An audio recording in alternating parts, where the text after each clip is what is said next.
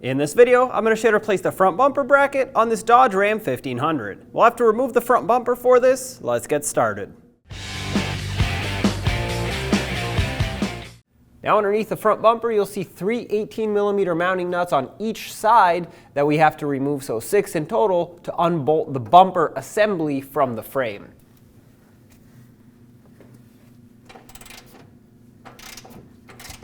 I'm going to break them all free with my longer ratchet for some leverage, since I can't fit a power tool in here.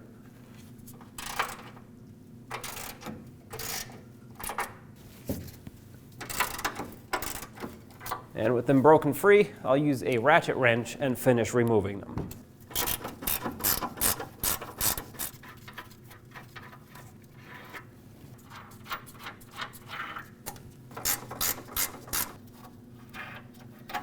With these off on this side, do the same to the other side. Now we'll have to access the corner of the front fascia, which is basically that piece of color-matched plastic trim that goes below the headlights but above the bumper. My vehicle has these fender flares on, yours may not. For me, it's a Phillips head screw that holds them on, so I'll remove this. And then this should be able to be peeled away slightly, just enough to expose this 8mm headed bolt. Remove this.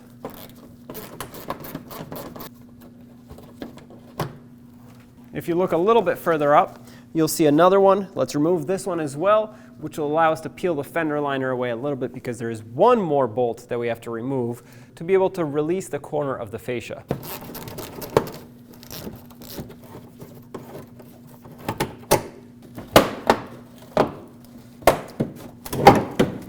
All right, this is what we needed. With the fender liner peeled away, you can see right here is a 10mm bolt, which we have to remove. This is the last thing holding the fascia on this corner. So grab a socket and a ratchet and take this off.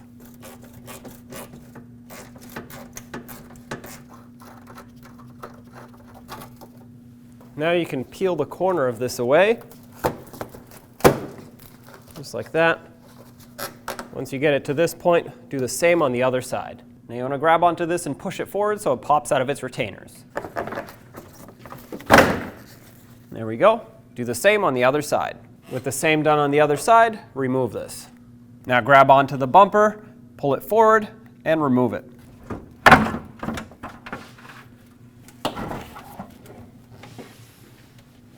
Now all along the bumper at the bottom, you'll see where the air dam mounts on with some push clips. There are 2 screws also, but we'll remove those at the end. For now, use a trim tool and pop out all of these push clips. Pop the center up, and then the rest of it.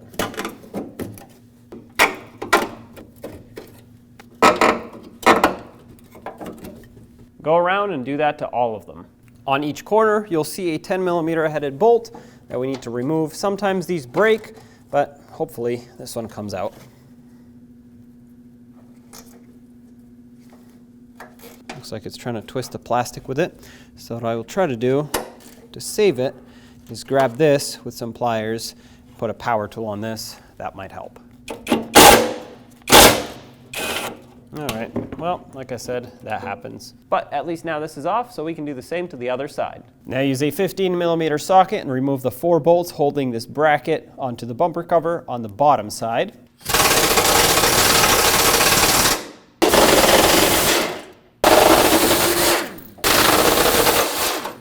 Let's do the same on the top side. Remove the 4 mounting nuts that hold this on. Keep in mind that the studs that poke through on the other side, they don't have a bolt head, they're flat, and they fit into a square cutout on the metal bumper. So you're gonna have to hold pressure up against them as you unscrew the mounting nuts, or it'll all start to spin. The square cutout, or the cage, is the only thing holding these on.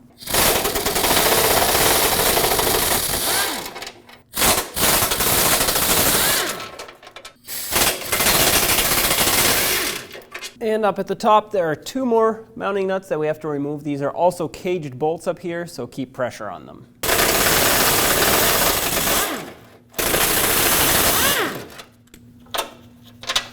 Now with all the hardware out, you should be able to lift this bracket right up and out. And there it is.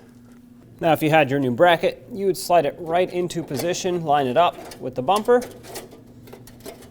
and we'll bolt it back on with all the hardware.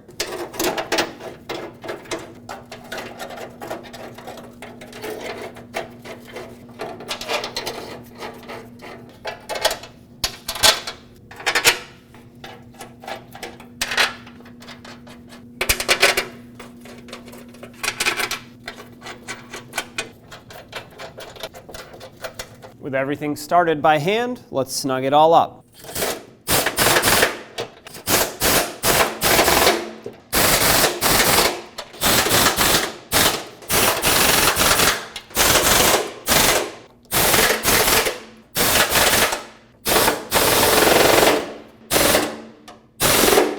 Now bring your valence panel or air dam, whatever you want to call it, back onto the bumper, and then put in all the push clips that hold it on. For me, both side bolts broke the plastic, so I can't really attach it, but regardless, all of these push clips should be plenty to hold this on. There is a lot of them.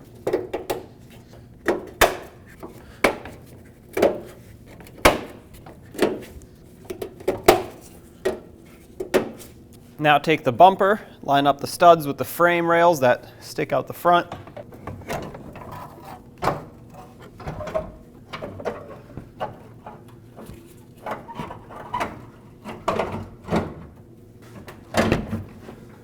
Before you go underneath and bolt it on, install the front fascia, and it just has these tabs that clip in and will lock as you push it.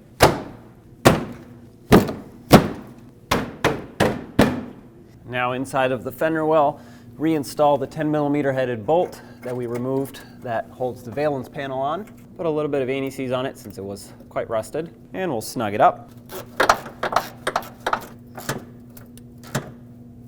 All right, just give it about 1/8 of a turn after it bottoms out. Put your fender liner back in place. Tuck it behind the wheel arch.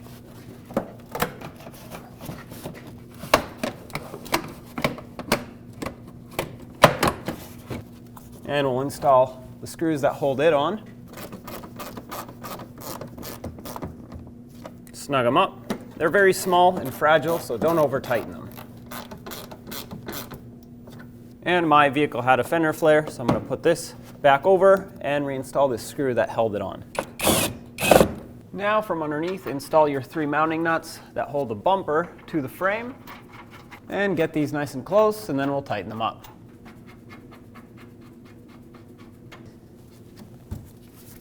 Got these snugged up. I'll give them about 1/8 of a turn extra, and that is plenty tight for these.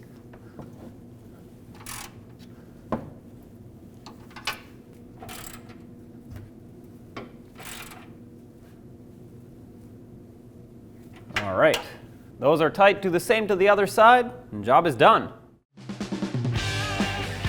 When only the best will do, demand TRQ. The only company that lets you view before you do. TRQ is committed to offering the highest quality aftermarket auto parts that are engineered for peace of mind. Thanks for using and viewing with TRQ.